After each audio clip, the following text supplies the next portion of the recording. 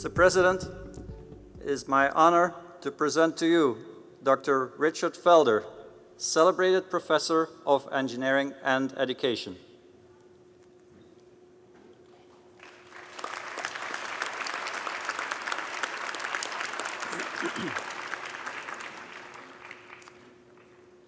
Dr. Felder's career splits roughly into two halves, equally successful and influential.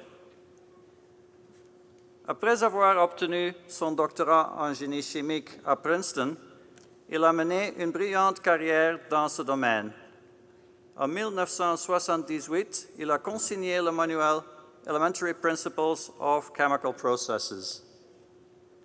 Now in its fourth edition, it is used by more than 90% of chemical engineering departments in the US today. In the late 80s, Dr. Felder switched career gears to education methodologies. He co-developed and scientifically validated the much consulted online index of learning styles. Like any good professor, he is always operating on two levels: knowledge acquisition and skills development. His learner-centered approach teaches students how to learn from one another rather than considering the professor the sole source of knowledge. A great life lesson. In his two fields of expertise, Dr. Felder's name appears atop more than 300 papers. In 2012, he was named the first ever recipient of the Lifetime Achievement Award from the American Society for Engineering Education. Mr. President, on behalf of Senate and the Board of Governors, it is my privilege and honor to present to you Dr. Richard Felder so that you may confer upon him the degree of Doctor of Laws, honoris causa.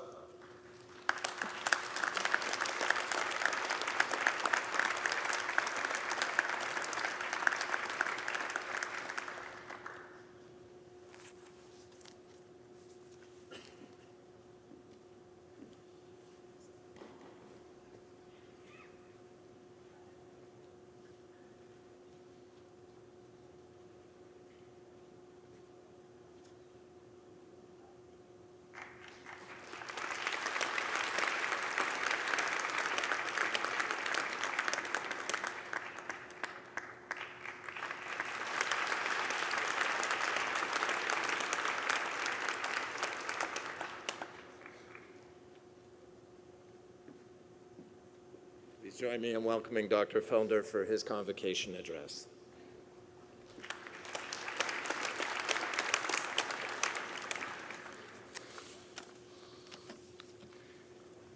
Mr. President and Vice Chancellor, honored platform guests, graduating class, family and friends, I want to thank Concordia University immensely for this singular honor that you're bestowing on me today. Just a few minutes ago, Dr. Brent told you about the imposter phenomenon, a scam that many of us run on ourselves, which says that we fooled them all over all these years and we don't really belong here at this first-rate university or standing at this podium or whatever else. But it is a scam. The fact that you, graduating class, are here today proves definitively that you had what it takes to be here today. I want to tell you about another scam that some of you may be playing on yourselves. This one goes like this. You're here, getting ready to graduate, and there's a lingering fear in some of you that all of the things that you were taught in the years you've been here were not the real things that you'll need to know when you leave here and go out into the real world or go to graduate school where you leave the real world for another 4 years.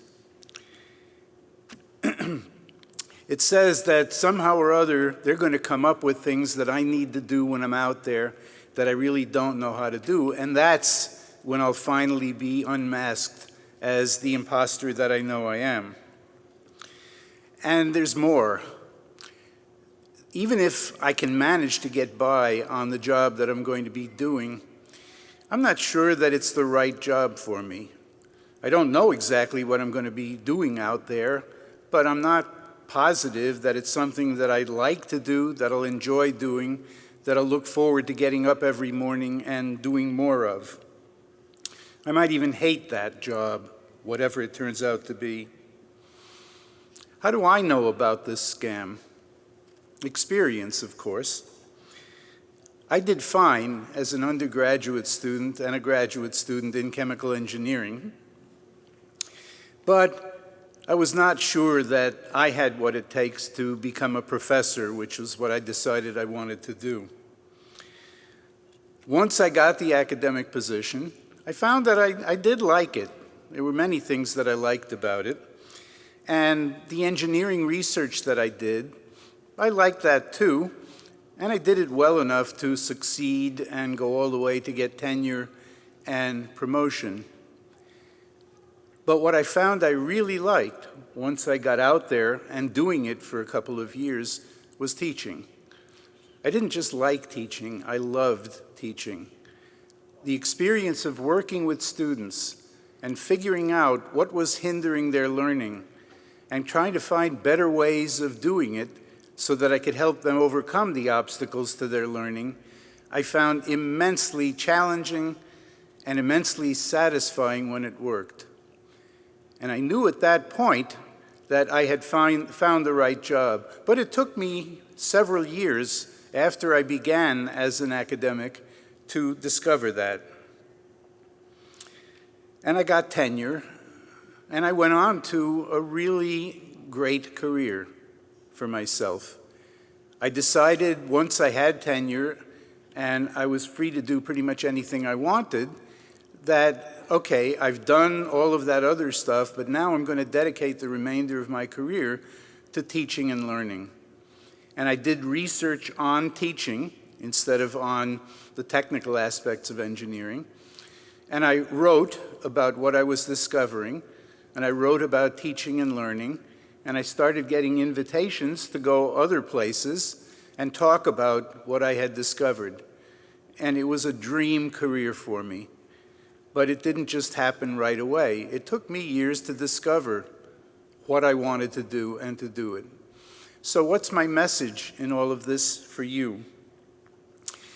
It is, don't worry if you don't feel certain now that you're doing the right thing.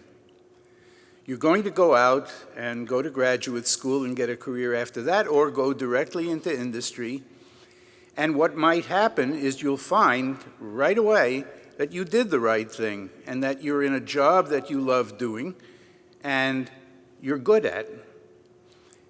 And that's what I hope happens to all of you, but it won't. Some of you will find, well, this is okay, but this is not really what I want to do with my life and career. And the good news for you is you're not stuck for the rest of your life if it turns out that there might have been other things that you should have done. In today's climate, it's relatively rare for students to go out, get their first job, and stay on that job for the rest of their careers. It's more common now for people to change. So my advice to you is if you find yourself on that first job and it's not what you really want to do, first of all, learn what you can from it. And you can't help learning no matter what it is you're going to be doing. And then keep your eyes open. Pay attention to what you're good at, what you really love to do, and look for opportunities that come along that give you a chance to do that, more opportunities than perhaps your current job gives you. And when the time seems right, move. And if necessary, do that on your next job. And if you do, eventually, sooner or later, and I hope sooner, you'll find a position that allows you to do what you're good at, what you enjoy doing, what you love doing, and you will be a success at it. And once that happens, you can start working on your award acceptance speech.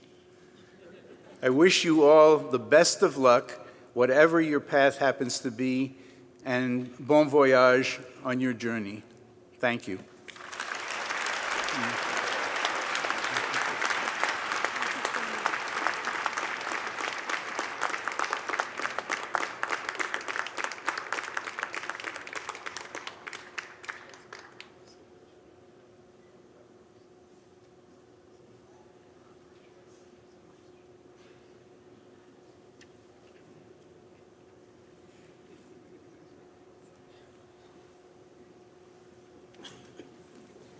Thanks very much, Dr. Felder. I guess if you needed a role model for how to reinvent your career, you could take it from someone who my colleagues tell me wrote one of the Bibles in chemical engineering and has since converted into one of the leading thinkers together with Rebecca on how we perform that other critical mission of universities, how we teach, and how we all learn. So thank you both for being here this evening.